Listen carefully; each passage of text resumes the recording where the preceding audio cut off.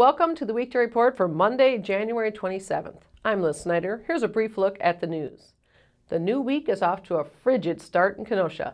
Jeff Zampanti filed this report. I'm Kenosha News journalist Jeffrey Zampanti reporting from Kenosha's uptown area, where another blast of cold weather has arrived, and it's only expected to get colder. Temperatures are predicted to remain below zero all of Monday and will continue to drop near record lows, with readings of nearly -20 expected early Tuesday. The National Weather Service has issued a wind chill warning for this afternoon and evening, with west winds capable of pushing the wind chill to 50 below zero. With frostbite capable of setting in only a matter of minutes, authorities advise area residents to stay indoors unless it's absolutely necessary. For those in need, warming centers are available throughout the city. For a complete list of shelters and more weather updates, be sure to check KenoshaNews.com or check Tuesday's print edition. Reporting for the Kenosha News, I'm Jeffrey Zampanti. Thanks, Jeff. Roads throughout Kenosha County are on a high sodium diet these days.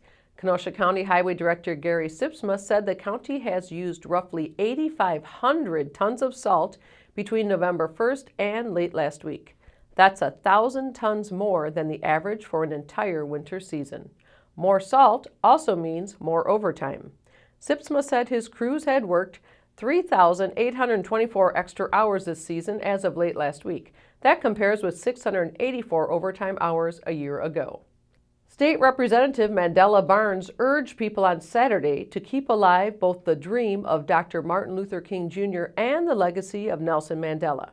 Barnes was the keynote speaker at UAW Local 72's annual King Celebration. The dinner, which is the conclusion of Kenosha's Kindness Week, drew more than 300 people to the Local 72 Hall. A gift from two past graduating classes is taking shape at Central High School. The school used money gifted from the classes of 2008 and 2009 to commission a 70-foot-long mural from Minnesota artist Greg Perslicka. The artist created the large-scale painting on the school's cafeteria last week. The mural incorporates the school's falcon. The design was chosen by student council members. Hey, what do you know? Radio host Michael Feldman, who has hosted What Do You Know on public radio for almost 30 years, is bringing his show to UW Parkside Saturday morning. In an interview that ran in Sunday's Kenosha News, Feldman said he was still lining up guests for the Kenosha show. We do know the live broadcast will be heard on more than 260 radio stations and will feature an opening monologue, music by Victor DiLorenzo and his new band, and the What Do You Know quiz. Feldman, a former Kenosha high school teacher, says bringing his show here is like a homecoming. Tickets are $25 to $30. Call 262-595-2564 or go online to uwparksidetickets.com. It was a big weekend for men's college basketball in Kenosha. Here's Mike Johnson with the story.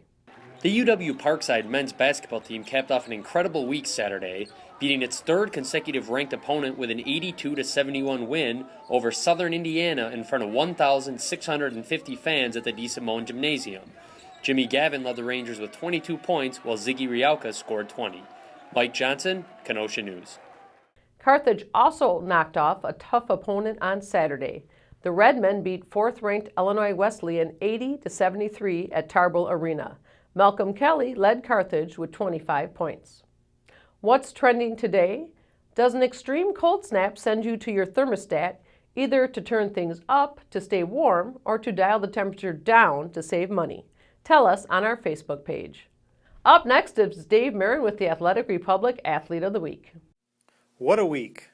I'm Kenosha News sports editor David Marin with the Athletic Republic Kenosha News Athlete of the Week. Jimmy Gavin led the UW Parkside men's basketball team to wins over three ranked squads last week. The sophomore guard averaged 22.7 points a game as Parkside took down Lewis, Bellarmine, and Southern Indiana in GLVC play to move to 9-0 in the league. Gavin's top performance was a 30-point effort against Bellarmine. Congratulations, Jimmy, the Kenosha News Athletic Republic Athlete of the Week. Thanks, Dave. Now here's a look at what we're working on today. Terry Flores will have a follow-up on a recent disciplinary action against Kenosha's fire chief, And Janine Anderson will have a rundown of some new promotions in the Kenosha Police Department. Pick up a copy of the Kenosha News and check kenoshanews.com for all the details on these stories and more. I'm Liz Snyder with the Weekday Report.